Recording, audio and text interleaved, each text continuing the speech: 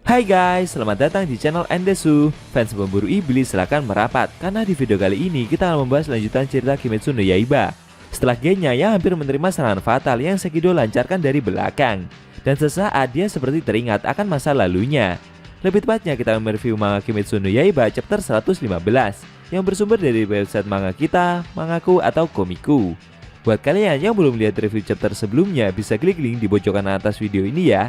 Dan buat kamu yang cuma ngikutin animenya atau tidak mau kena spoiler, Enku sarankan mending stop videonya aja dari sekarang. Nah, di chapter 115 ini kita dijelaskan cerita masa lalu Genya, dan petunjuk pula kenapa dia bisa berubah menjadi iblis seperti itu. Penasaran? Oke, langsung aja kita bahas. Let's go!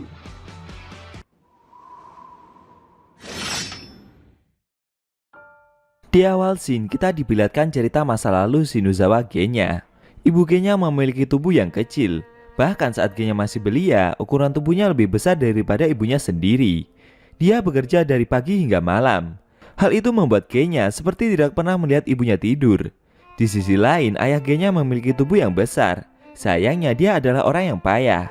Dia dibenci semua orang dan ditusuk sampai mati dalam suatu kejadian. Saat masih muda, ayah Genya sering memukul anak-anak mereka. Namun ibu Genya selalu berusaha melindungi mereka semua. Meskipun dia memiliki tubuh yang kecil. Di suatu malam, ibu mereka belum kembali dari pekerjaannya. Adik-adik Genya merasa jika baru kali ini ibu mereka terlambat pulang selarut seperti sekarang. Genya memberitahu adik-adiknya jika ibu mereka akan baik-baik saja, karena kakak mereka Sanemi sedang menyusul. Genya meminta adik-adiknya tersebut untuk tenang dan tidur lebih awal. Nanti saat mereka bangun, ibu dan kakak mereka pasti sudah kembali. Tiba-tiba terdengar suara ketukan pintu yang sangat keras dari luar. Mendengar suara itu, seketika adik-adik Genya berlarian menghampiri pintu tersebut. Mereka menduga jika itu adalah ibu mereka. Akan tetapi Genya berteriak dan meminta adik-adiknya untuk tidak membukakan pintu. Menurutnya mungkin saja itu bukanlah ibu mereka. Belum sampai pintu rumah dibuka, secara mengejutkan semua adik-adik Genya diserang oleh sesuatu dengan kecepatan kilat. Dan seketika membuat mereka semua mengalami luka yang sangat parah. Serangan barusan juga membuat Genya mengalami luka di wajahnya. Tidak sampai di situ, makhluk yang menyerang barusan mendarat di atap rumah dan berencana melancarkan serangan lanjutan. Genya yang melihat dari kegelapan itu bingung, apa itu sebenarnya? Apakah itu adalah binatang, anjing liar, atau serigala?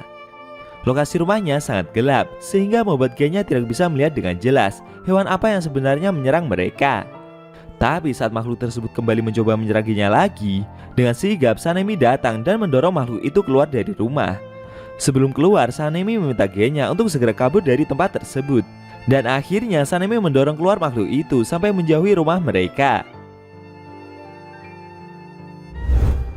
Melihat kakaknya yang berusaha menghentikan makhluk itu sendirian, Genya mencoba untuk mengobati adik-adiknya terlebih dahulu dan menutup luka mereka dengan perban. Setelah selesai mengurusi adik-adiknya tersebut, Genya mencoba mengejar kemana perginya kakaknya tadi. Beberapa saat setelah berlari mencari cukup lama, Genya melihat kakaknya yang berdiri di tengah jalan sendirian. Dia seperti telah berhasil menghabisi makhluk yang menyerang mereka tadi. Sanemi berlumuran banyak darah dan berdiri kaku melihat makhluk yang selesai dia bunuh tersebut. Di luar dugaan, ternyata yang dia bunuh itu adalah ibu mereka sendiri. Sontak saja Genya yang mengetahui akan hal itu langsung berteriak dan memeluk ibunya tersebut. Genya menangis sangat keras. Dia bahkan sampai menuduh kakaknya itu jika kakaknya tersebut adalah seorang pembunuh. Beberapa kali Genya terus melontarkan tuduhan itu kepada Sanemi. Si Sanemi yang mendengar perkataan tersebut hanya terdiam kaku dan tidak mengucapkan sepatah kata apapun. Setelah mengingat semua itu, Genya ingin sekali meminta maaf kepada kakaknya tersebut karena telah mengatakan sesuatu yang kejam. Sebenarnya Genya tahu kebenaran yang sesungguhnya, tapi saat itu dia memang sedang panik karena tubuh dari seluruh adik-adiknya tersebut sudah dingin dan mereka tidak bersuara sama sekali. Genya menyadari jika adik-adiknya itu tidak ada yang bisa diselamatkan. Dia juga tahu kalau yang menyerang mereka semua itu bukanlah serigala atau hewan sejenisnya, melainkan ibu mereka sendiri yang telah berubah menjadi iblis. Menurut Genya, kakaknya Sanemi telah bertarung untuk melindungi semua adik-adiknya. Saat Genya keluar dan mengejar kakaknya tersebut, matahari juga baru saja terbit. Mungkin karena gen dari ibu mereka itu ya guys. Makanya Genya bisa berubah menjadi manusia setengah iblis. Dan dia tidak mati meski tubuhnya terkena serangan fatal sekalipun. Genya penasaran bagaimana perasaan yang kakaknya rasakan setelah dia mendengar kata-kata kasar yang dia lontarkan seperti itu.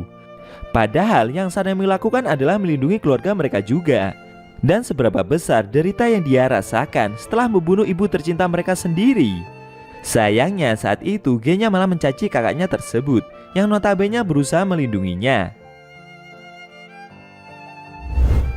Beberapa waktu sebelumnya, tepatnya setelah kematian ayah mereka, Sanemi sempat berjalan bersama Genya. Dia mengajak adiknya tersebut untuk bersama-sama melindungi sisa keluarga yang mereka miliki, khususnya ibu mereka sendiri. Genya berkomentar jika menurutnya, mereka telah melindungi keluarga sejak ayah mereka masih ada sekalipun. Mendengar perkataan barusan membuat Sanemi tersenyum bahagia. Setelah itu, Shin kembali ke pertempuran inti, di mana ada Sekido yang melancarkan serangannya demi menghentikan pergerakan dari Genya dalam menyerang inti tubuh Han Tengu yang sedang kabur itu. Dalam benaknya, Genya meminta maaf kepada kakaknya tersebut. Dia merasa jika dia akan mati tanpa bisa meminta maaf kepada kakaknya itu terlebih dahulu. Genya mengaku senang saat melihat senyum dari kakaknya waktu itu. Selain itu, Genya mengakui juga kalau dia tidak memiliki bakat dan tidak mampu menggunakan pernafasan pula. Hal tersebutlah yang membuatnya akan sulit suatu hari nanti untuk bisa menjadi pilar. Genya juga teringat saat dia baru masuk menjadi korps pemburu iblis dan pertama kali bertemu dengan kakaknya setelah sekian tahun lamanya.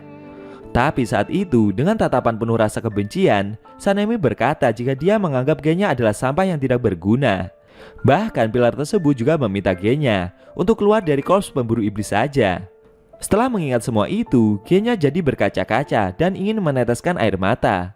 Saat Sekido yang hampir menghabisi pemburu iblis itu dari belakang, tiba-tiba tangannya seperti telah terpotong oleh tebasan pedang, membuat serangan yang dia lancarkan jadi meleset. Ternyata itu adalah Tanjiro yang berhasil menghentikan pergerakan dari iblis itu dengan tarian dewa bara apinya. Tanjiro berteriak dan meminta Genya untuk tidak menyerah. Dia menyemangati dan meminta pemburu iblis itu untuk sekali lagi mencoba memenggal kepala dari iblis kelima tersebut. Sambil mendekati Genya, Tanjiro akan melindungi pemburu iblis itu, sembari dia yang masih mencoba memenggal kepala iblis yang kelima tersebut. Dia juga mengingatkan akan mimpi yang ingin Genya capai, yaitu menjadi pilar suatu hari nanti. Mendengar perkataan tersebut membuat Genya terdiam. Namun dari belakang Tanjiro ada Aizetsu yang berencana menyerang pemburu iblis itu. Genya menyadari jika iblis tersebut mau menyerang Tanjiro. Lalu Aizetsu melancarkan tebasan tombaknya dengan sangat keras. Tanjiro yang terlambat menyadari serangan tersebut tidak bisa menghindar. Dia merasa jika kali ini nasibnya akan benar-benar tamat. Tapi anehnya dia seperti tidak terkena serangan barusan. Ternyata Genya melindungi pemburu iblis itu dengan tubuhnya sendiri. Bahkan serangan itu sampai membuat tubuh dari Genya seperti tercabik-cabik.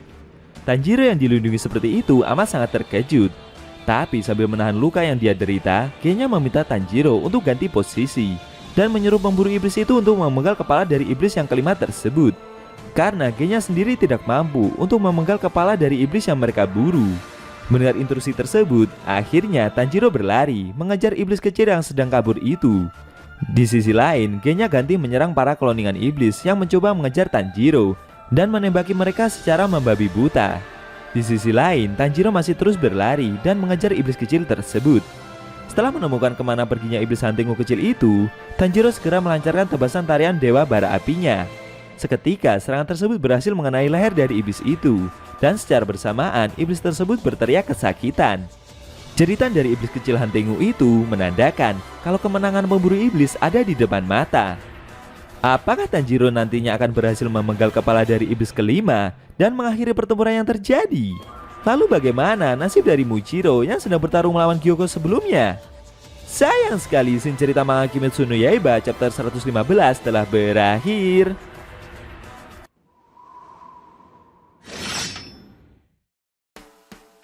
Nah, itu tadi review manga Kimetsu no Yaiba chapter 115 yang intinya memperlihatkan Tanjiro yang akhirnya berhasil menyerang leher dari kloningan iblis Han Tengu yang kelima.